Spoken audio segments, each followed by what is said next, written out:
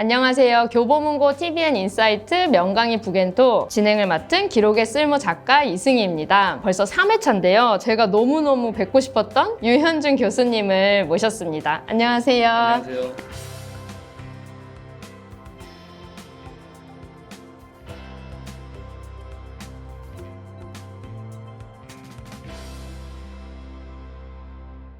구독자 여러분께 책이랑 교수님 소개 한번 부탁드립니다. 책은 그냥 제가 지난 1년간 전체 사회를 들끓게 했더니 코로나에 대한 얘기입니다. 그걸로 공간이 어떻게 바뀔 것인가, 앞으로 사회가 어떻게 바뀔 것인가에 대한 얘기를 쓴 것들이고요. 홍익대학교 건축도시대학 유현준 교수라고 하고요. 유현준 건축설계사무소의 대표 건축가로있기도 합니다. 요즘 말로 이제 엔잡러라고도 표현을 하시더라고요. 그러면 오늘 작가님으로 모셨으니까 책에 대한 이야기를 한번 더 깊게 해보도록 하겠습니다.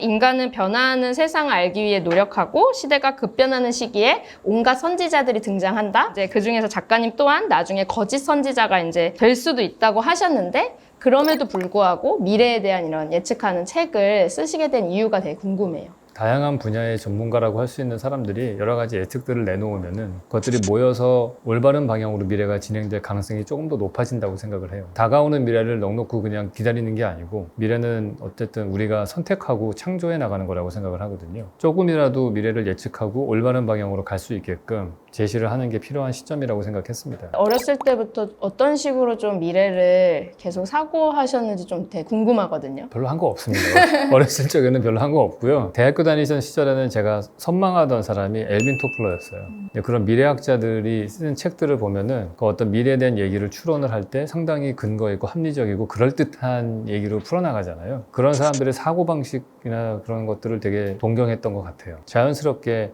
건축을 하다 보면 공간을 생각하게 되고 공간과 사회는 또 밀접한 관련이 있으니까 개인의 삶과 사회의 발전이 어떤 식으로 갈 것인가 나름대로 이제 제가 아는 지식 안에서 짜맞춰 보려고 해본 거죠. 상상력이 어렸을 때부터 되게 풍부하셨겠다라는 생각이 되게 많이 들었거든요. 뭐 만화도 좋아하고 SF를 되게 좋아했기 때문에 항상 과거의 역사적 사실보다는 미래에 더 관심이 많았던 것 같아요. 건축가가 하는 일이 사실 상상하는 일이거든요. 우리는 땅이 주어지고 어떤 용도를 쓰게 해주세요라고 요구 조건이 나오면은 그 땅에 앞으로 미래에 뭐가 지어질까를 계속 상상하는 직업이에요. 그러고서 한 2년 뒤의 모습들을 상상하고 그게 현실화되는 거를 확인하는 직업이 건축가이기 때문에 상상하기가 그냥 거의 저희 직업의 거의 절반이라고 할 수 있거든요. 책에서 저는 되게 인상 깊었던 것이 시선이 모이는 곳에 권력이 생긴다? 그래서 요즘에는 이제 온라인으로 좀 권력이 인스타그램이나 유튜브나 생긴다고 말씀을 하셨는데 오프라인은 그럼 좀 권력이 사라지게 될까요? 저는 그럴 거라고 보진 않고요. 둘 다들 공존할 거라고 생각은 해요. 근데 권력이라는 게 총량은 있는 것 같아요. 그래서 온라인 쪽으로 많이 이동을 하게 되면 오프라인의 권력은 줄어들 수밖에 없는 상황이 되죠. 그 다음에 권력의 이동은 좀 어느 쪽으로 흐를 것 같으세요? 정보를 많이 갖고 있는 사람들이 권력을 가지겠죠. 페놉티콘이라는 감옥이 있거든요. 페놉티콘 감옥의 간수탑은 가운데 있어요. 그 360도로 모든 죄수들의 방을 감시할 수가 있거든요. 그것이 결국엔 시선이 모이는 중심점을 그 사람이 장악하고 있기 때문에 반대로 이 사람은 혼자서 360도로 다 감시가 가능하게 되는 거잖아요. 지금은 우리가 모든 행동들을 디지털 세계에서 하니까 그거를 많이 감시할 수 있는 포털 사이트를 갖고 있는 사람, 이런 사람들이 권력을 가지게 되죠. 코로나 시대 이후에 모든 사람들이 약간 이제 프리랜서처럼 일을 하게 되고 그런 공동체, 협업 이런 게 조금 깨질 것이다라는 말씀을 주셨는데 요즘 현대 이제 직장인들이 어떤 식으로 좀 이런 협력 관계를 만들어 나가야 될까? 회사 내에서의 공동체는 똑같은 목표를, 공통의 목표를 정해놓고 그걸 성취하면서 사실 만들어지는 거거든요. 혹은 실패하기도 하고 그런 목표 설정들을 가끔 자꾸 같이 만들어 나가는 게 저는 중요할 것 같아요. 지금도 보시면 여기 많은 스태프분들이 다 마스크를 쓰고 일하기 때문에 일이 끝나면은 우리가 녹화한 결과물은 남지만은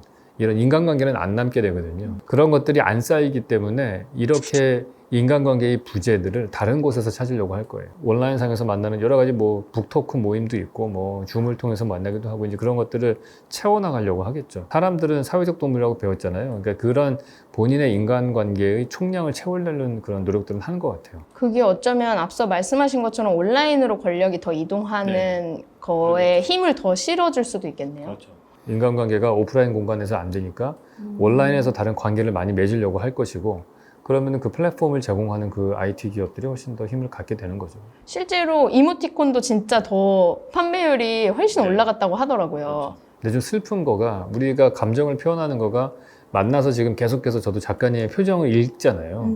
제가 작가님하고 카톡으로 대화를 하면은 내가 선택할 수 있는 객관식으로 몇 개의 이모티콘으로밖에 내 감정이 표현이 안 되는 거예요. 그리고 또 하나는 내 진짜 표정과 내가 보내는 이모티콘은 다른 거잖아요. 계속해서 우리 앞에 가면을 더 쓰게 되는 거예요. 진짜 모습들을 다른 사람들에게 노출시키는 거가 더 줄어들게 되고 점점 피상적으로 될 가능성이 많은 거죠. 그리고 편집된 모습을 보여준다는 게 제일 심각한 문제인 것 같아요. 요즘에 다 사진 찍을 때 율라이크 필터 찍어서 찍잖아요. 그럼 내 모습이 뭔지 몰라요. 진짜 친구가 내 사진을 필터 없이 찍어주면 이게 내가 아니라고 생각해. 심지어는 영정사진도 필터 낀 사진으로 올리겠다는 애들이 있잖아요. 그러니까 자신의 얼굴조차도 왜곡을 하는 거예요.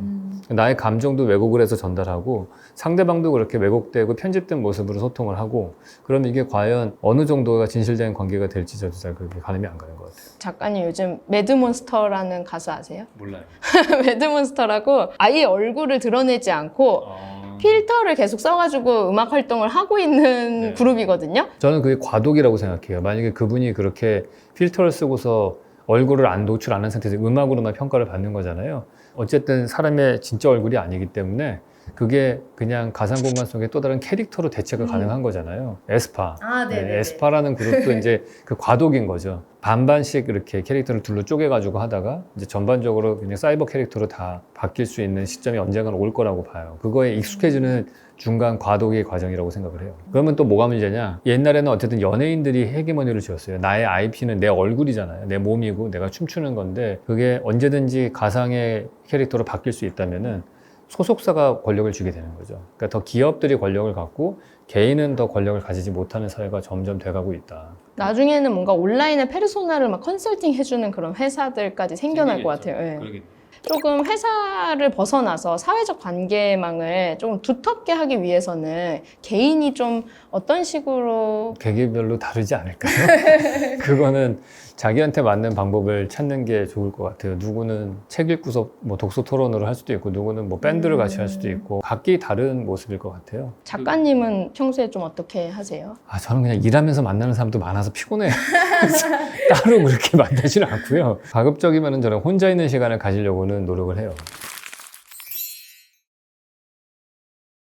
우리가 맛집에 줄을 서는 이유로 책에서 시간을 사용하여 특별한 경험을 하기 위해서라고 말씀을 하셨거든요. 앞으로 오프라인 공간이 좀 살아남으려면 어떻게 해야 할까요? 그런 독특한 체험을 해줄 수 있는 데만 저는 살아남을 것 같아요. 그 공간을 가공할 수 있을 만한 가치가 있어야 되는 거예요. 우리가 힙지로의 카페를 간다는 얘기는 내가 인스타그램에 사진 찍어서 올릴 만한 가치가 있는 배경을 제공하기 때문에 그런 거잖아요. 그런 특별한 가치를 주는데 딱 정제화된 그런 똑같은 가치가 아니고 사용자들이 내가 가공을 해서 내 걸로 재가공을 할 수 있을 만한 그런 원재료가 될 만한 것들을 제공하는, 그러니까 더 많은 사람들이 참여자로 갈 수 있게끔 하는 거가 더 중요한 것 같아요. 왜냐하면 우리 모두가 다 컨텐츠 크리에이터가 된 상태잖아요. 결국에는 이 사람이 자기가 크리에이터가 될 수 있을 만한 거를 제공해 주는 곳, 그런 데가 뜨겠죠. 작가님 유튜브 안 하시나요? 저는 여름에 시작을 하려고 하고 있어요. 진짜요? 네, 지금 준비를 하고 있어요. 하자고 하는 제작사가 엄청 많을 것 같은데. 네, 좀 있긴 한데요. 저의 인생의 모토는 자유거든요. 근데 나의 자유를 제약하는 어떤 것도 사실은 원치 않는데, 근데 유튜브의 가장 큰 장점이라고 하면은 내가 모든 컨텐츠를 만들고 내가 다 편집권도 갖는, 그거를 좀 웬만해서는 좀 포기하고 싶지는 않은 것 같아요. 컨텐츠가 또 얼마나 풍부한 이야기가 나올까 너무 좀 기대가 됩니다. 없어요. 이제 미천 다 떨어졌어요. 작가님이 책에서 이런 말씀도 하셨는데요. 아파트를 지어서 주택을 공급해 소유하게 하는 것은 모든 국민을 지주로 만드는 네. 혁명이라고 하셨어요. 좀 새로운 혁명은 어떻게 만들 수 있을까요? 기술을 통해서 혁명이 일어나는 게 저는 가장 바람직한 혁명이라고 생각하고요. 부의 계급에서 밑에 있었던, 기회를 잡을 수 없었던 사람들이 시대에 따라서는 이걸 역전해서 사다리를 타고 올라가는 경우들이 생기는데, 우리나라의 첫 번째 사회적 혁명은 엘리베이터와 철근 콘크리트라고 생각해요. 그것 때문에 그 기술로 고밀화된 도시를 만들었고, 그런 아파트들이 형성되고 새로운 도시 공간 안에서 상업을 활발하게 할 수 있을 만한 밀도가 높은 도시가 만들어졌으니까 지방에 농사 짓던 사람들도 도시에 오면은 자기만의 비즈니스를 할 수 있게 된 거죠.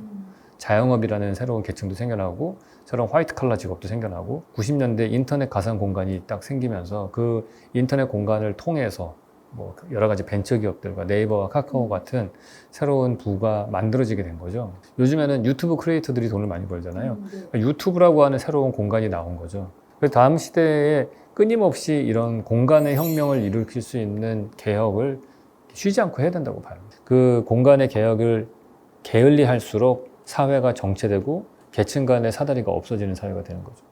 더 많은 기회를 잡는 사람들은 항상 기술과 연합하는 사람들이에요. 가장 큰 돈을 버는 사람들은 뭐 다들 아시겠지만은 뭐 인공지능과 연합하는 사람일 거라고요. 작가님, 그럼 획일화된 아파트의 크기와 모양으로 네. 아파트가 화폐가 되었다고 이제 책에서 표현을 하셨거든요. 네.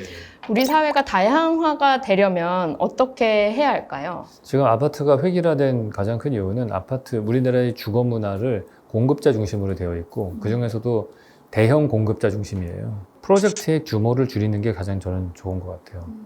뭐 3,000세대를 한꺼번에 개발을 해가지고 뭐 강북의 뭐 모든 골목들을 다 초토화시키고서 하는 게 아니고 기존에 있던 도로들을 유지한 상태에서 작은 규모의 조합 단위로 좀 재건축이 된다면은 다양성은 자연스럽게 나올 거라고 봐요. 그렇게 지금 조금 변화가 되고 있는 것 같으세요? 아직은 그렇지 않고요. 가장 진취적으로 그런 걸 만들었으면 하는 거는 저희가 바라는 건 LH 같은 데서. 왜냐하면 그분들은 룰 메이커들이잖아요. 우리가 이 프로젝트 할 때에는 기존에 있었던 디자인 코드나 이런 법규 같은 것들을 없는 상태에서 한번 실험적인 걸 한번 해보자. 그러고 나서 괜찮은 디자인이 나오면은 그러한 디자인 공간이 나올 수 있게끔 거꾸로 다시 소프트웨어인 법을 만드는 쪽으로 가야 돼요. 저는 대한민국에서 가장 아까운 거는 뭐냐면은 수도권에 살면서 서울에 하루에 3시간씩 출퇴근하는 사람들의 시간이에요. 출퇴근하는 사람이 100만 명이라고 치면은 100만 명이 하루에 3시간씩을 허비를 하면은 300만 시간이 낭비되는 거잖아요. 쉬던 카페에 앉아서 책을 읽던 뭔가 생산적인 일을 하면은 그걸 통해서 더 많은 경제적 활동이 일어날 거고 그게 로컬 커뮤니티를 더 건강하게 만들 거라고 보는데 점점 지금의 우리의 주택 정책들은 온 국민들을 다 출퇴근 열차에다가 목숨을 걸게 만드는 사실은 제일 좋은 거는 그냥 서울에 살면서 서울에서 출퇴근을 하는 게 제일 좋은 거죠. 이동하는 교통에 투자할 돈으로 우리가 조금 더 그냥 서울 시내를 재건축을 하는데 신경을 쓴다면은 굳이 그렇게 안 살아도 될 거라고 저는 생각해요. 작가님은 출퇴근 시간이 저는 짧게 옮겼습니다. 축하드립니다. 네, 전 짧아요. 진짜 라이프 스타일이 달라지더라고요. 미국에서 일을 할 때 맨하탄에 직장이 있는데 거기는 비싸기 때문에 이제 결혼하고 나서는 뉴저지로 이사를 갔거든요. 거기서 출퇴근에 3시간이 걸렸어요. 거기서 맨하탄에 살려면 방법이 하나 있죠. 싱글로 있으면 돼요. 결혼을 안 하면은 살 수 있죠. 뭐 누구랑 룸메이트를 해가지고 한 명은 거실에 자고 한 명은 방에 자고 뭐 이런 식으로 그렇게는 살 수는 있죠. 다른 점이 있다면 거기 마천루가 네. 되게 거기 다양하잖아요. 근데 이제 우리나라는 좀 아파트가 정말 획일화되어 있어가지고 그게 조금 아쉬운 것 같아요. 제 눈으로 봤을 때는 우리나라의 서울은 한 5, 60점짜리 도시거든요. 잘만 하면 한 10년 이내에 8, 90점으로 바뀔 수도 있어요. 되게 개선의 여지가 많다고 봐요. 한 회사가 3,000세대, 한 30개 동을 다 설계하지 말고 그냥 한 10개의 다른 설계사무소가 나눠서 한두 개 동씩 설계를 하게 하면은 다 개성 있는 아파트가 나올 거 아니에요. 아파트라고 부를 수 있을까요? 우리나라 사람들이 아파트라고 하는 개념이 되게 제한적인 것 같아요. 다큐를 하나 준비하고 있는 게 있는데 전 세계에 정말 좋은 아파트들만 제가 찾아가서 보려고 그래요. 그냥 전문 용어로는 집합주거라고 얘기를 하는데 그러니까 빌딩 하나에 뭐 100세대 이상씩 있는 그런 몇백 세대 있는 그런 건물들이 우리가 생각하는 아파트하고는 전혀 다른 형태의 아파트들이 많거든요. 근데 우리 국민들이 그걸 좀 알았으면 좋겠어요. 저런 아파트도 가능한데 왜 서울에 이런 게 안 지어지는지에 대해서 의구심을 가질 필요가 있는 것 같아요. 우리가 이제 서양 사회가 만든 그런 문명이나 공간 시스템을 좀 답습한다고 교수님께서 책에서 말씀을 하셨는데 우리가 처음으로 만드는 새로운 도시 공간, 교육은 좀 어떤 게 있을까요? 지금 현재는 없죠. 지금은 전무한 것 같고요. 좀 새로운 형태의 학교가 나왔으면 좋겠다고 생각을 해요. 저는 지난번 어디서 살 것인가에서는 여러 가지 작은 교실이 나눠져 있는 마을 같은 학교를 꿈꿨는데 이제는 이 코로나를 통해서 혁신적인 학교를 꿈꿀 수 있게 된 것 같아요. 그래서 오히려 그냥 이제는 모든 학생들이 다 다른 커리큘럼을 가지는 학교를 만들었으면 좋겠다가 제 꿈이에요. 그 아이의 적성과 재능에 맞게끔 그것들을 커리큘럼을 짜주는 게 선생님의 역할이 돼야 되는 거죠. 이 학생은 생물에 관심이 많으면은 중학교 3학년이지만은 동영상과 인공지능의 도움을 받아서 생물을 고3 때까지도 다 동영상 수업으로 미리 뛸 수도 있잖아요. 선생님의 역할은 이제 그런 큐레이터의 역할로 바뀌고 다른 교육 과정들을 아이들에게 맞춤형으로 제공해 줄 수 있는 그런 학교가 됐으면 좋겠다. 우리 아이만 다르게 가는 거 아닐까? 이런 불안함 때문에 그런 환경이 조성돼도 좀 빨리 안 될 수도 있겠다라는 생각이 들었어요. 그게 우리나라 사회의 문제인 것 같아요. 같아요. 남들과 다른 길을 갈 때 훨씬 더 기회가 많은 건데 우리는 자꾸 항상 레드오션으로 뛰어들고 다른 사람과 점점 더 비슷해지려고 노력을 해요. 저는 트렌드를 추구하는 사람들 자체가 이미 그 사람을 루저라고 생각해요. 결국엔 다른 사람이 뭐 하는지를 계속 눈치를 보고 그거하고 비슷하게 자기도 행동을 해야 되는 거예요. 요즘에 바지 통이 넓은 게 유행이야? 그러면 그걸 해야 되는 거고 거기 갑자기 쫄바지를 입고 가면 나는 촌스러운 사람이 되는 거잖아요. 근데 내 개성과 내 몸에는 쫄바지가 더 맞을 수도 있잖아요. 근데 그러지 않고 끊임없이 주변을 눈치를 보고 나와 내가 대세에 편승하려고 하는 것들. 그 일본과 우리나라 대표적이죠. 벼농사를 하는 지역들은 사람들이 집단 노동이 많고 개인보다는 집단을 우선시하게 되거든요. 그러니까 거기에 나를 맞추려고 하는 가치관을 갖게 되는데 우리 사회가 여기서 한 번 더 진화를 하고 더 나은 사회로 가려면은 다른 것들을 과감하게 할 수 있는 사람의 숫자가 많아져야 된다고 봐요. 오늘 유현준 작가님을 모시고 공간의 미래, 그리고 저는 개인적으로는 그냥 저의 미래에 대해서도 다시 한번 생각해보는 시간이었습니다. 지금까지 시청해주신 구독자 여러분들께 마지막으로 한 말씀 부탁드립니다. 책에 말미에도 썼지만은 더 좋은 세상을 만들려면은 꿈꾸는 자들이 많아져야 된다고 생각을 합니다. 역사를 모르는 자에게는 미래가 없다 이렇게 얘기를 하는데 거기다 한 줄 더 붙여서 역사만 얘기하는 사람한테도 미래는 없다. 그래서 항상 미래는 구체적으로 꿈꾸는 사람들이 만든다고 봅니다. 이걸 보시는 중에서도 몇 퍼센트의 사람들은 분명히 그런 구체적인 꿈을 꿀 수 있는 사람들이라고 생각을 합니다. 본인이 좀 그런 사람이 돼 주었으면 좋겠다 그런 생각을 해요. 유현준 작가님에 대한 자세한 내용을 더 알고 싶으시다면 TVN 인사이트 유튜브 채널에서 확인해 주시고요. 저는 다음 편 정유정 작가님과 함께 찾아뵙도록 하겠습니다. 명강의 북앤톡 다음 편도 기대해 주세요. 감사합니다. 숭의 문장 타임이 남았습니다, 여러분. 작가님이 꼽은 인생 문장이 있으신가요? 진리가 너희를 자유케 하리라입니다. 저희 대학교의 모토였어요. 유발 하라리 교수하고 인터뷰를 할 기회가 있었는데 역사를 도대체 왜 공부하느냐. 많은 사람들이 역사를 공부하면서 과거에 이런 일들이 있었으니까 그런 실수를 안 하기 위해서 역사를 공부한다 이렇게 얘기를 하는데 실제로 그분은 자기가 역사를 공부하는 이유가 더 자유로워지기 위해서 공부한다. 과거에 뭘 몰랐을 때는 자기의 자유가 더 적었다면은 그 본질을 좀 더 많이 알았을 때 자기는 더 자유로워질 수 있었다. 더 많이 아는 것들, 우리가 책을 보는 이유도 더 자유로워지기 위해서라고 생각을 하거든요. 자유에 대해서 뭔가 더 생각해보게 되는 시간인 것 같아요. 아래 링크로 들어오셔서 교보문고 페이지에 시청 인증샷 남겨주시면 추첨을 통해서 3분께 작가님 친필 사인본과 방금 말씀하신 요한복음 책을 선물로 드리도록 하겠습니다. 시청해주셔서 감사합니다.